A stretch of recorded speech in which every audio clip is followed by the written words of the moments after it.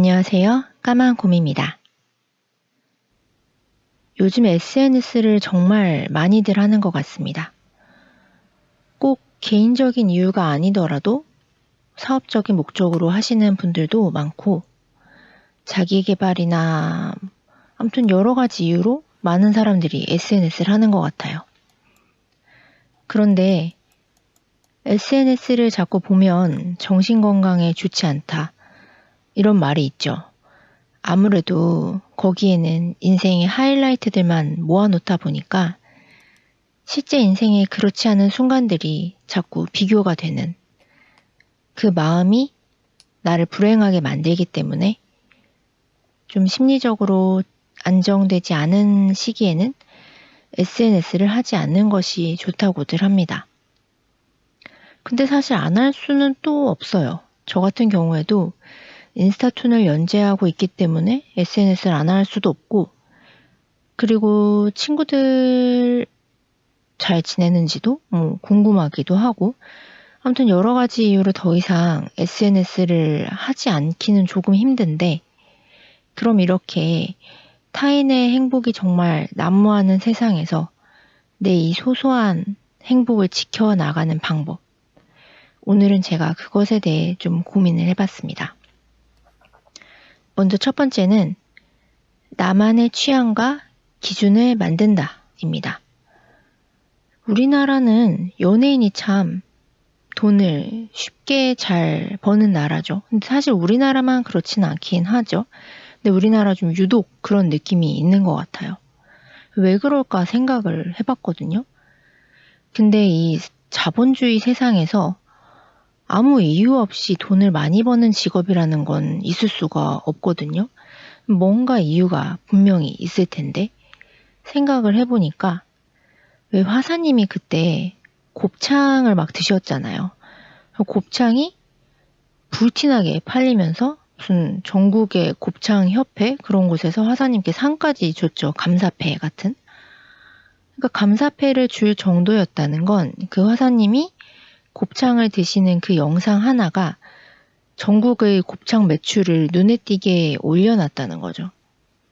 그러니까 경제적인 어떤 이익을 발생시키기 때문에 연예인이란 직업이 돈을 많이 버는 직업이 된 건데, 그럼 왜 연예인이란 직업이 그런 영향력을 가졌느냐라는 걸 생각해 보면, 저는 우리나라가 좀 그게 약간 문제라면 문제일 수 있는데, 제가 지난 영상에서 언급했던 세스 고디님이 드로앤드루님 영상에서도 말을 하셨던 내용인데요. 우리나라는 급하게 성장을 이루는 것을 목표로 했기 때문에 그를 위해서 대기업들을 이제 나라에서 전폭적으로 지원을 하는데, 그 과정에서 대기업에 일할 사람들이 필요했던 거죠. 일할 사람들은 지시를 잘 받아들이는 사람이어야 했어요. 개성이 있거나 자기 의견이 뚜렷한 게 아니라 정말 공장의 부품처럼 성실하게 회사의 목적과 이윤에 맞춰 일해줄 그런 사람들이 필요했기 때문에 정부에서도 이제 그런 식으로 교육 정책을 하면서 좀 우리나라는 개성을 살릴 수 있지 않는 형태의 교육을 지금 가지고 있잖아요. 그러다 보니까 사람들이 나만의 답을 갖고 있기보다는 어딘가에 정답이 있다라고 생각을 하고 본인만의 기준과 취향이 좀 명확하지 않아지는 것 같아요. 물론 청소년기에는 원래 그런 시기라고도 하죠. 문과분들은 들어보셨을 텐데 청소년기에는 중거 집단의 영향을 많이 받고, 이제 아무래도 그 시기에는 자기만의 어떤 기준과 가치관이 또렷하지 않은 시기다 보니까 또래 영향을 많이 받는단 말이에요. 그래서 막 유행을 하면 막 바가지 머리가 유행할 때는 다 바가지 머리를 하고 다니고, 노스페이스가 유행하면 다 노스페이스를 입는 그런 현상이 나타났는데, 우리나라는 그게 성인이 되더라도 좀 이어지는 면이 있는 것 같아요. 저도 외국에서 살아본 적은 없고 여행 가본 적만 있는데, 근데 가끔 워킹 홀리데이나 교환학생으로 간 친구들을 보면 외국에서 옷차림이 되게 자유분방해요. 뭐 비키니를 입는다던가. 근데 사실 한국에선 그런 걸 전혀 입지 않는 친구들인데 외국에선 그걸 입는 거죠. 그래서 막 너 되게 과감하게 입었다 이렇게 물어보면 아 거긴 근데 주변 사람들도 다 막 뭐 몸매나 이런 걸 신경 쓰지 않고 그냥 편하게 입기 때문에 나도 뭔가 입을 수 있는 용기가 생기더라 이렇게들 말을 하더라고요. 우리나라는 어떤 정해진 틀이 약간 있어요. 패션이든 뭐 이 나이 때에 약간 이런 복장 그런 이미지가 있다 보니까 엄청 개성 있게 입으신 분들이 약간 눈에 띄죠. 근데 외국을 나가면 진짜 나이에 관계없이 복장과 어떤 취향을 막 뽐내는 분들이 좀 많은 것 같더라고요. 그러니까 그런 면에서 우리나라가 이제 연예인이 뭘 했을 때 저게 좋은 건가 봐. 좋아 보인다 하면서 구매하고 따라하는 경향이 더 성인에게까지 이어지지 않나 라는 생각을 해봤는데요. 뭐 여러분의 생각도 있으시면 댓글에 적어주시면 감사하겠습니다만 아무튼 사실 이게 나만의 취향과 기준이 뚜렷하면 이렇게 유행하는 것이 크게 관심이 없어지잖아요. 예를 들면 저는 유행을 크게 신경 쓰지는 않는 편인 것 같아요. 어릴 때부터 좀 취향이 확고했어요. 그래서 아기 때는 어린애들은 왜 발랄한 걸 되게 좋아하잖아요. 알록달록 이런 디자인들을. 근데 저는 좀 초등학교 저학년 때부터 카키색, 약간 회색, 검은색 이런 류의 색이 멋있다고 생각을 했어요. 그래서 옷도 되게 그런 색으로 입고 싶어 했는데 저희 학교에서 단체로 수영장에 소풍을 간 적이 있었는데 그래서 준비물이 수영복인 거예요. 그래서 엄마랑 수영복을 사러 갔는데 어린이 수영복은 죄다 막 꽃무늬에 막 알록달록 막 상큼 발랄한 거예요. 근데 저는 그런 게 너무 사기가 싫은 거죠. 그래서 막 엄마한테 지금 생각해보면 참 죄송합니다만 이제 싫다. 여기 있는 것들은 다 싫다. 막 그래서 엄마가 이제 여기 한 3군데를 다닌 것 같아요. 그래서 겨우 한 군데서 정말 새까만 색의 진짜 작은 오리가 그려진 수영복을 찾았는데 사실 그 오리도 없었으면 하긴 했어요. 근데 이제 타협을 해야겠다 싶어서 그 새까만 바탕에 오리만 있는 이제 수영복을 입고 갔는데 오이 웬걸? 제가 너무 튀는 거예요. 왜냐면 저희 학년 전체가 다 알록달록인데 저만 새까만 색이라 오히려 너무 튀었던 그래서 아, 내 의도는 이런 게 아니었는데 이런 생각을 했던 기억이 아직도 있는데 그러니까 사실 본인의 취향이 좀 확고하다면 유행은 그닥 영향을 받지 않을 수가 있어요. 그러니까 SNS에서 뭐 이런 게 유행이야. 뭐 이걸 먹는 게 요즘 뭐 대세야. 여기 맛집이 그렇게 유명하대. 뭐 아니면 정말 뭐 명품 같은 거. 그런 게 이제 유행을 하더라도 취향이 아니면 사실 굳이 살 필요가 있나요? 예를 들어 샤넬이 엄청 유명하지만 샤넬을 뭐 가지는 게 사실 모든 여자의 로망이라고 말할 수가 있나요? 취향에 따라 샤넬이 별로 안 예쁜 사람도 있을 수도 있잖아요. 그러니까 그렇게 나만의 기준과 취향이 생기면 어떤 남들이 뭘 자랑하는 SNS를 올리더라도 얘는 이게 좋아서 이걸 샀나 보다 할 수가 있겠죠. 그래서 취향과 기준을 만든다가 첫 번째고요. 두 번째는 매일 감사한 것을 적는다입니다. 이게 사실 과학적으로도 근거가 있대요. 세로토닌이라는 성분이 이제 우리 몸의 행복과 관련된 성분인 호르몬인데 이게 감사한 것을 생각할 때 분비가 된대요. 근데 이게 우울증 치료약이랑 같은 어떤 거라고 하더라고요. 그러니까 감사한 것을 적는 행위를 하면은 우울증 치료약을 먹는 것과 비슷한 효과가 있다는 거죠.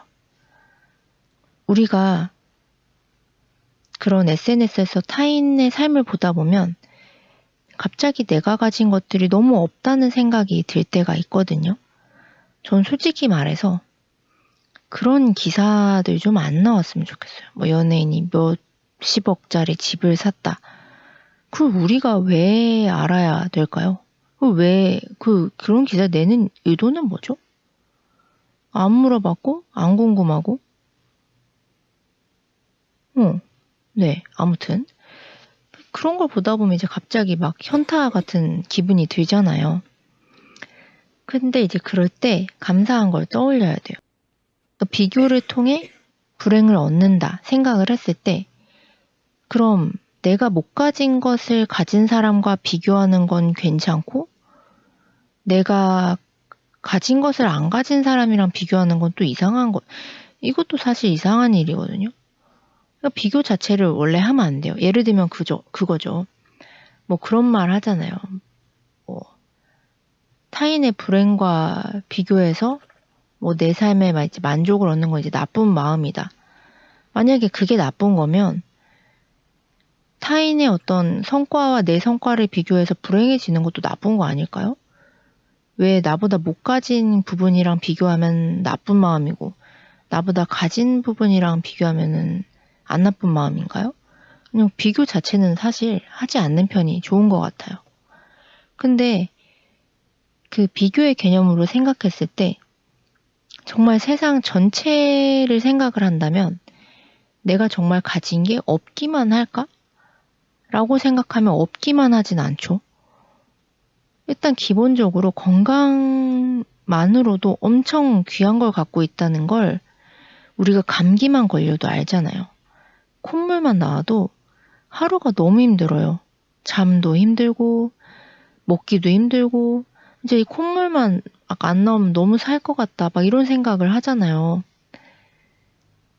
근데 그 소중한 건강 그게 일상적으로 있으면 자꾸 까먹는 거예요. 내가 얼마나 귀한 걸 갖고 있는지.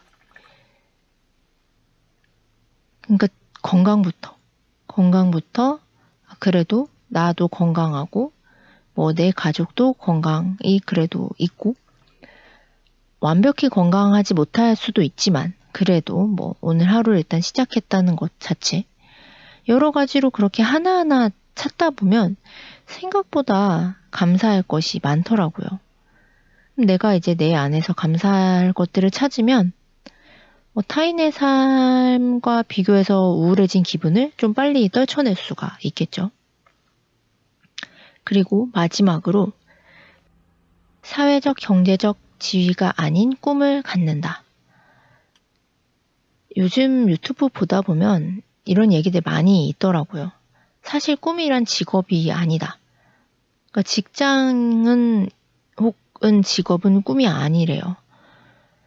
꿈이란 동사 같은 거라고 하더라고요. 저는 이제 그걸 좀 쉽게 말하자면 예를 들면 나는 공무원이 될 거야. 이건 꿈은 아니고 갖고 싶은 직장인 거고 꿈은 나는 정직하고 배려심이 많은 뭐 어른이 될 거야. 아저씨가 될 거야. 나는 뭐 삶을 좀 여유롭게 즐기면서 다른 사람에게 따뜻함을 보여주는 할머니가 될 거야. 라든지 그런 인격적인 인품적인 면의 꿈을 갖는 거죠. 이거는 비교를 사실 뭐 물론 할 수도 있겠죠. 근데 제가 보면 예를 들어 경제적인 꿈을 갖는다 쳤을 때 나는 진짜 뭐 30억 갖는 게 꿈이야 이런 생각을 한다고 치면 30억 가진 사람을 보면 이제 약간 샘도 나고 질투도 나고 뭐 물론 존경심도 들 수도 있고 하겠지만 약간 작아지는 기분이 오히려 들 수가 있는데 인품적으로 내가 정말 인자한 어른이 되고 싶어 라고 생각했을 때 인자한 어른을 만난다고 막 내가 작아지고 막 비교되고 기죽고 뭐 현타오고 그러진 않는 것 같아요. 그런 인품적인 꿈을 갖게 되고 만약에 그런 꿈을 가진 사람을 본다면 배우고 싶고 닮고 싶고 좀 존경심이 들고 비교의 마음은 좀 덜 드는 것 같아요. 그런 면이.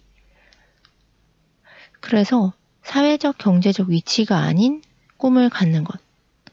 그것이 제가 생각했을 때 타인과 좀 비교를 덜하고 불행을 덜 느끼면서 평생 성장하는 것을 스스로 느낄 수 있는 그런 꿈이 아닐까 싶습니다. 오늘은 좀 이야기를 중언부언 길게 해보았는데요. 여러분은 어떻게 생각하세요?